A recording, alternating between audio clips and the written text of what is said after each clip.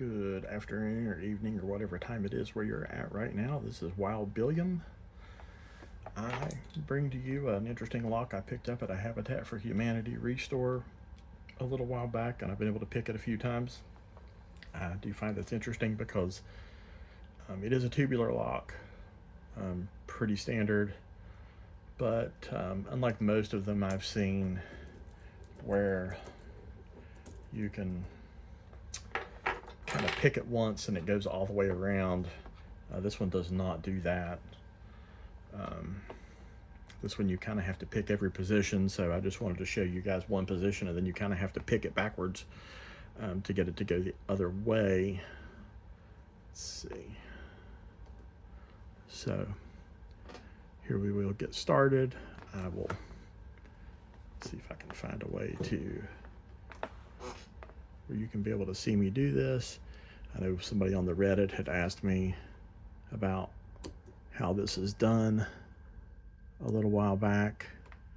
I thought, well, what a good opportunity to kind of show off this lock and to be able to do this.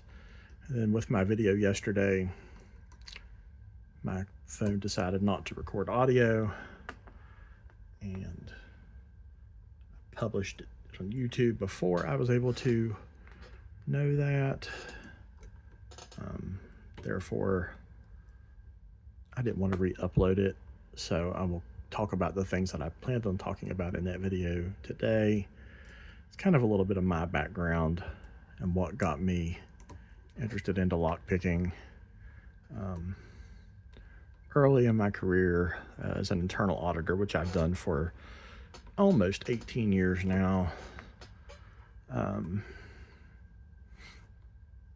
I worked in the coal industry and spent a lot of time on mine sites looking at things like locks and security cameras and where the guards were stationed at on our properties.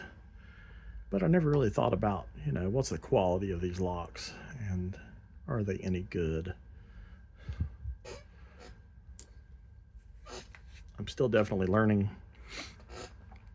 to pick these locks. I can do it off camera pretty well, but as we know, on camera, trying to pick around this camera presents its own challenges.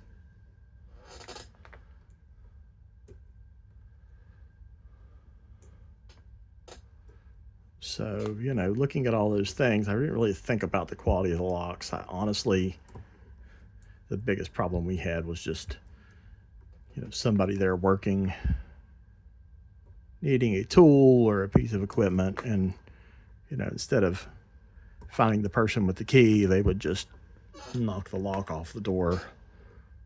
But, it's one of those things that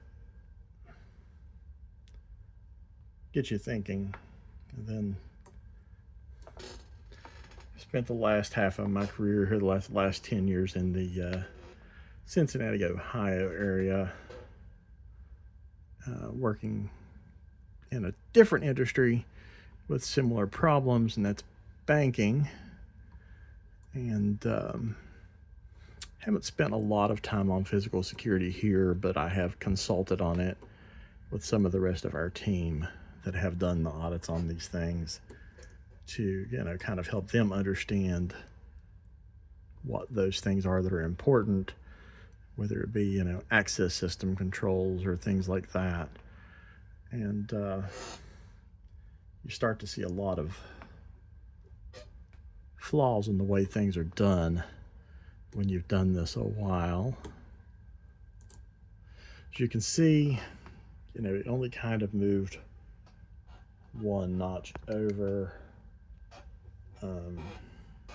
Here the positions moved where I was tensioning.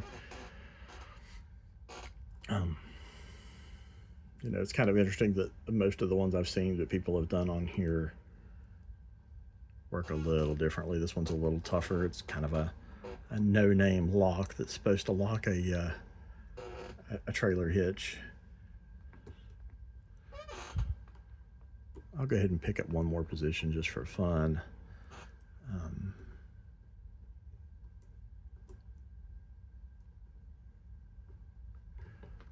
But, you know, that's kind of where I've got started in all of this. And you know, this is a great hobby to learn to work with your hands and to get to meet a lot of the great people in the community. You know, whether that be Lady Locks or Georgia Jim, or you know, even the folks that aren't, you know, the super high ranked folks, Blue Scooby Wagon, Mountain Mick, Rock Out with Your Lockout. You know, lots of great advice in this community. If you're a person that does like to pick locks, but you've never really gotten involved in the community, I highly recommend it. I'll put some links in the description for the Reddit and the Discord and the belt tracker and things like that, because I want to see this community grow. This is a great way to learn about things and about how things work, and it's given me a new perspective and a new mission to try to teach folks about the idea of layering your security a little bit. Don't just rely on a lock or a single lock to do things, when you could be, you know, adding other things, you know, secure, whether it be security cameras or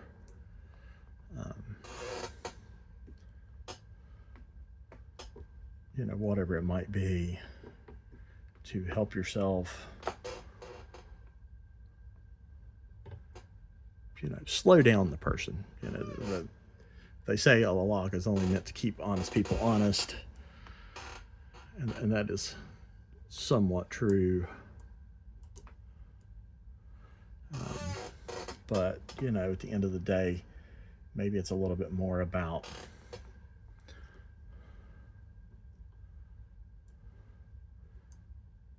making it difficult enough that the would-be thief or whatever decides that it's just easier to move on to someone else.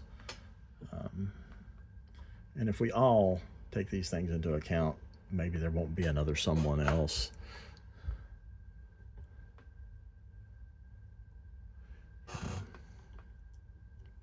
I'm really struggling with this next pick. It gets much more difficult after the first round, because the pins kind of hide behind the tensioner and behind the I guess the warding of the lock. I'm not sure if that's exactly the right term for this, but let me know if I'm wrong. But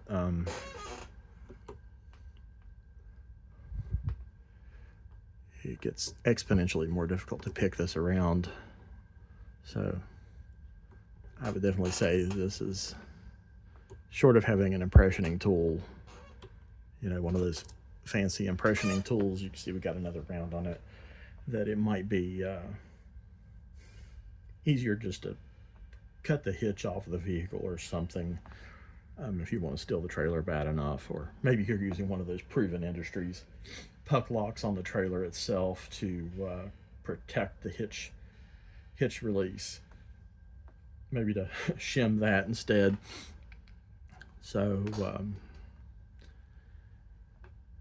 I'll see if I can get it picked back one direction, just to kind of show you that this thing is definitely not the easiest. The first time I did this one, it took me significantly longer than it's even taken me on this video.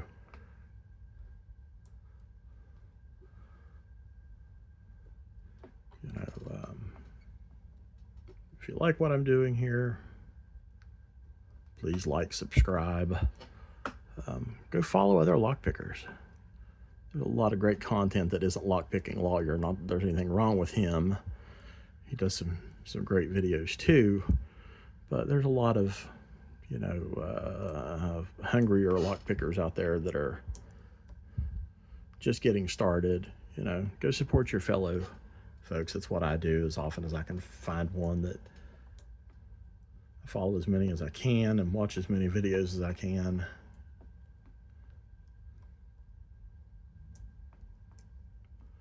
Because I think it's, it's good to get out there and support. There's lots of good challenges. There's folks out there trying to raise, their subscriber count with challenges and stuff. I'm definitely not there yet to do those things, but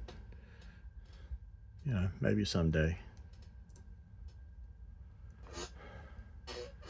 Maybe someday.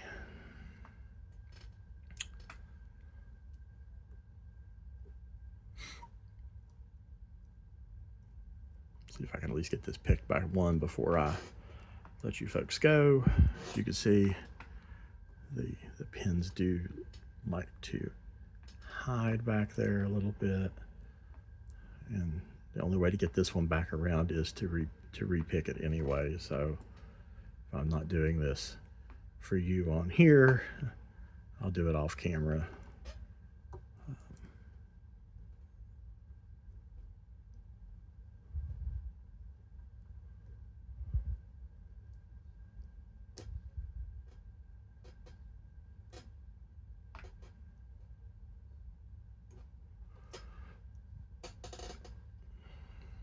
Well, I'll tell you what, folks, I'm just going to do this one off camera where I can sit with it in my hands and do it a little bit easier to get it back to normal.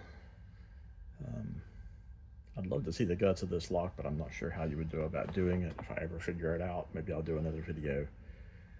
As always, have a great day.